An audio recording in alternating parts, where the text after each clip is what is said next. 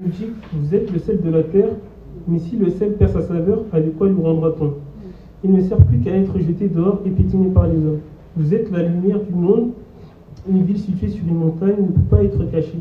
On n'allume pas non plus une lampe pour la mettre sous un seau, mais on la met sur un support qu'elle éclaire tous ceux qui sont dans la maison. Que de la manière que votre lumière brille devant les hommes, afin qu'ils voient votre belle manière d'agir, ainsi qu'ils célèbrent la gloire de votre Père Céleste. Et donc du coup, en lisant ce verset, je me rends compte que de base, justement, on est, comme le dit ce verset, on est le sel de la terre. On est une lumière et c'est nous qui devons justement apporter la lumière aux gens. C'est-à-dire que, certes, il ne faut pas forcément traîner dans des endroits où tu sais que voilà, c'est pas la gloire de Dieu. Mais je pense que dans certaines situations, toi, tu es en mesure de pouvoir emmener ces personnes à toi et pas l'inverse. Moi, par exemple, je sais que à une époque, quand j'étais en études supérieures, c'est vrai que j'allais à l'église, j'allais à l'école, mais je traînais aussi à la cité. Et généralement, à la cité, les gens me voyaient souvent comme un pasteur, ils me disaient oui, oh, l'homme de l'église ou celui qui va à l'école, tout ça. Et moi, en fait, ça me faisait un peu rigoler parce que de base, à l'église, j'étais nouveau, on va dire. J'étais pas encore baptisé. C'est-à-dire que moi, pour moi, j'étais, on va dire, un bébé spirituel, comme on le dit souvent. Mais au regard de ceux des amis de ma cité, j'étais soi-disant un pasteur. Alors que moi, dans ma tête, je me disais, mais arrêtez de croire, je suis comme vous en fait. Moi, je suis comme vous, arrêtez de croire que voilà, c'est juste je vais à l'église, mais en vrai, moi, je suis comme vous. Et même à l'école, j'étais pas forcément lumière en fait. J'allais à l'école, c'est certes, ça allait, mais en soi, j'étais pas un élève modèle. Donc du coup, à chaque fois, je me disais, mais d'un côté, je le prenais un peu mal, mais d'un côté, je me suis dit, bon, c'est pas plus mal non plus. Et c'est dans le sens où arrêtez de croire que je suis différent de vous, moi je suis comme vous, s'il y a des trucs à faire, je vais le faire. Et même, je me rappelle une fois, deux amis à moi, avec qui des amis d'enfance, on est souvent ensemble, on avait tendance à faire des soirées console et deux fois, eux, ils aimaient bien aller sortir. Et moi, du coup, comme je sortais pas, je n'allais jamais avec eux. Et une fois, ils ne m'avaient pas forcément prévenu parce que justement, ils savaient que j'allais pas venir. Et au premier abord, moi, je l'ai mal pris. Je me suis dit, mais ouais, comment ça se fait, vous ne me prévenez pas, tout ça. Et après, j'ai réfléchi, j'ai dit, mais attends, moi, je suis bête. Si ils arrivent à se dire que non, en fait, ça sert à rien de le prévenir, ça veut dire que d'un côté, ils ont compris quelque chose venant de moi. Et puis même, mon comportement, il avait tendance à les influencer parce que le fait, ils disaient ouais non toi t'as raison, toi t'es sur le bon chemin, tout ça c'est bien, t'es dans la prière, tout ça c'est bien, tout ça moi aussi il faut que, après c'est des musulmans mais eux ils disaient ouais moi aussi il faut que je rentre dans la religion, tout ça. Et d'un côté je me dis c'est pas plus mal parce qu'au final je fais pas grand chose parce que comme je vous ai dit à l'époque j'étais simplement quelqu'un qui allait à l'église le dimanche et puis voilà, mais le fait que je tenais à mes engagements, j'essaie de suivre ce que la Bible me disait, ça a impacté plus ou moins leur vision de la chose et leur comportement. Et c'est pour ça que pour moi, je me disais toujours, j'ai aussi ce pouvoir d'influencer dans le bon chemin en fait. C'est-à-dire que par rapport à comment je vais me comporter, par rapport à les paroles que je vais prononcer, ce que je vais faire, les personnes qui vont me regarder, peut-être que ça va les toucher. Et c'est pour ça d'un côté, c'est aussi important nous en tant que chrétiens parce qu'on est très regardés. L'inverse aussi est réel. Quand moi en tant que chrétien, je me dis chrétien, les gens savent que je suis chrétien, ils savent que je suis en service à l'église et qui vont me voir par exemple peut-être aller en soirée, peut-être aller draguer des filles, peut-être je ne sais pas, forcément leur image du chrétien va se dégrader. Et on le voit souvent sur les réseaux sociaux, quand il y a des événements comme ça, les chrétiens sont souvent très critiqués. Et des fois, moi, quand je vois ça, je me dis, franchement, c'est dommage parce qu'en fait, au final, l'image que nous, on est censé renvoyer de l'Église a fait que de se dégrader. Et c'est pas ce qu'on est censé faire. Normalement, en tant que chrétien, justement, on est censé faire en sorte que les gens ils se disent non, si je vais à l'église, mon comportement va s'améliorer. Je vais me rapprocher de Dieu, je vais avoir une vie saine, et pas l'inverse. Et malheureusement, ça c'est la mauvaise influence que l'on peut transmettre. Alors que de base, on est censé transmettre la bonne influence. Donc c'est pour ça, c'est très important de faire attention à tout cela. Et justement, notre éducation, dans ça, joue beaucoup, parce que quand on est petit, justement, le fait que par exemple nos parents vont à l'église ou qui ne vont pas à l'église, ça joue beaucoup. Moi par exemple, le fait que ma mère elle allait à l'église, qu'elle priait, ça ne me dérangeait pas forcément d'aller à l'église, de voir par exemple, vous savez, quand tu es nouveau, tu vois des manifestations de l'esprit, ça peut choquer. Ça peut choquer parce que voilà, t'es pas forcément habitué. Moi, le fait d'avoir grandi dedans, ça m'a jamais réellement choqué. Mais je sais qu'une fois, par exemple, un ami à moi, il était venu et il a vu une manifestation, et c'est vrai que lui, ça l'avait un peu choqué. Ça l'avait choqué, pourquoi? Parce que lui, de base, il n'est pas dans ça. C'est pas quelqu'un qui connaît ça. Et forcément, ça peut choquer. Et du coup, ça l'a un peu éloigné un peu de l'église. Donc, du coup, l'environnement, la famille, ça joue beaucoup, ça impacte beaucoup sur notre manière de grandir et sur le chemin que l'on va emprunter. Et pour cela même, je remercie aussi mes parents parce que c'est grâce à eux que justement, moi je suis chrétien. Parce que même si à un moment donné, je n'allais pas à l'église, dans ma tête, j'étais quand même chrétien. Après, il est vrai que je ne le revendiquais pas forcément. C'est-à-dire que même quand j'allais à l'école ou quoi qu'est-ce, quand je devais aller à l'église, quand on me posait la question, je n'allais pas forcément le dire parce que j'avais un peu honte que les gens en fait ils comprennent pas pourquoi je vais à l'église, voilà, je prie Dieu, que, par exemple on chante des louanges, que les gens ne comprennent pas. Parce que c'est pas le contexte, c'est pas l'environnement dans lequel ils ont grandi. Mais maintenant, avec du recul et avec de l'expérience, je me dis, c'est pas grave, faut qu'ils savent que moi je suis chrétien, que j'ai des pratiques, que j'ai des obligations envers mon église. C'est-à-dire que même quand je dois jeûner, par exemple sur les 36 jours, je me rappelle parce que c'était la première année où j'allais vraiment le faire en travaillant, je m'étais dit, mais j'ai pas envie de le dire à mes collègues parce que j'ai pas envie qu'on me pose des questions. Et franchement, j'appréhendais. Après, je me suis dit, c'est pas grave. J'ai dit, les gens vont le savoir. Et souvent, maintenant, moi, à partir de cette période de l'année, je jeûne. Pourquoi je jeûne? Parce que voilà, nous, c'est comme ça, dans notre église, on fonctionne de cette manière. Et en fait, je me dis que je ne vais plus me cacher, parce que voilà, lui, il ne se cache pas. Il ne se cache pas. Donc moi, si je dois influencer mon entourage, je ne dois pas me cacher, en fait. Tout ce que je fais, toutes les revendications de l'église, il faut que je puisse, enfin, ne pas en avoir honte, en fait. Et ça, c'est un truc, avant, j'avais souvent honte de dire ce que je faisais à l'église, parce que voilà, déjà, je ne savais pas forcément comment le justifier. Parce que les choses de Dieu, c'est très difficile à pouvoir l'expliquer à quelqu'un qui ne connaît pas Dieu, en fait. Dire que voilà, tu crois en Dieu que tu n'as jamais vu, ça peut être de la folie pour ceux qui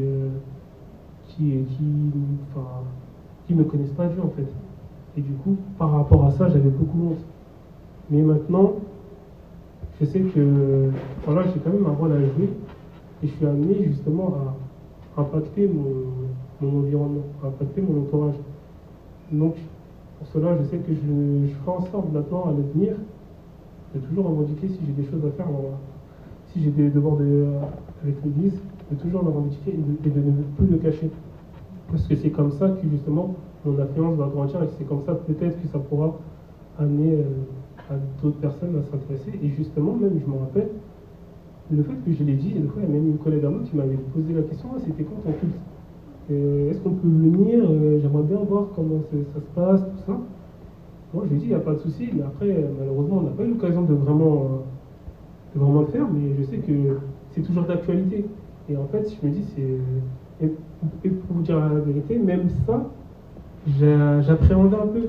Quand elle m'a dit, ouais, elle veut venir dans mon église, au début, je me suis dit, mais je voulais pas forcément. Enfin, j'avais un peu peur et honte. Après, je me suis dit, non, en fait, tant mieux. Si si tu dois venir, parce qu'après c'est vrai que c'est une église de communauté congolaise, il y a beaucoup d'Africains, pas forcément d'Européens. Et du coup, c'est plus par rapport à ça que j'appréhendais. Après, je me suis dit, non, en fait, tant mieux. C'est comme ça que les gens vont commencer à connaître Dieu. Et si ça lui plaît, peut-être qu'elle va réussir, elle va rester, peut-être qu'elle aussi, elle va peut-être en parler à sa famille, autour d'elle. Et au final, peut-être que ça va permettre de faire grandir l'Église universelle. Donc, c'est pour cela, moi, en tout cas, je vous encourage justement à parler de Dieu. Je vous encourage justement à être cette lumière qui justement va impacter. C'est à vous de montrer le chemin. C'est pas aux autres de vous dicter le chemin que vous devez suivre. C'est nous qui devons justement montrer la voie, montrer le chemin et amener notre entourage à Christ. Et donc, voilà, pour finir, pour moi, c'est comme j'ai dit, on doit, en tant que chrétien, on doit vraiment prendre conscience de ce que Dieu a mis en nous, de l'impact qu'on peut avoir, que réellement c'est nous qui devons être des leaders, c'est nous qui devons montrer la voie et pas l'inverse. Et vraiment faire en sorte aussi de respecter ce que la Bible nous dit, c'est-à-dire Dieu a mis en place des commandements que nous devons suivre. Il les a mis en place justement pour qu'on puisse se rapprocher du comportement que lui avait quand il était sur terre. C'est le comportement que l'on est censé avoir pour justement impacter notre entourage, notre famille, nos collègues, et vraiment faire en sorte qu'ils puissent s'identifier à nous et par la grâce de Dieu se convertir et suivre le Seigneur. Et du coup, en tout cas, je remercie vraiment le Seigneur parce que je le connais, parce que c'est pas tout le monde qui ont cette chance. Moi, je sais que dans ma famille, il y en a qui ne sont pas forcément, qui ne suivent pas forcément Dieu. Et le fait que je me tienne devant vous ici, je me dis c'est une grâce parce que peut-être que moi aussi j'aurais pu justement briller parce que comme je l'ai dit, moi j'ai grandi en cité et il y a eu beaucoup d'occasions où j'aurais pu aller à droite à gauche, mais Dieu m'a quand même préservé et a fait en sorte que je puisse revenir à lui. Et pour vous dire, ouais, mais je me rappelle, j'ai recommencé justement à partir à l'église parce que c'était mon ami, et justement comment dire, je le prenais un peu comme un modèle. Il était footballeur et en fait, si vous voulez, c'est quelqu'un que j'appréciais beaucoup. Et en fait, un jour, il m'a dit qu'il allait à l'église. Et franchement, j'étais choqué. Dans le sens où je m'y attendais pas. Je lui ai dit, oh, mais toi, tu vas à l'église? Il m'a dit, bah moi, je vais toujours à l'église le dimanche matin.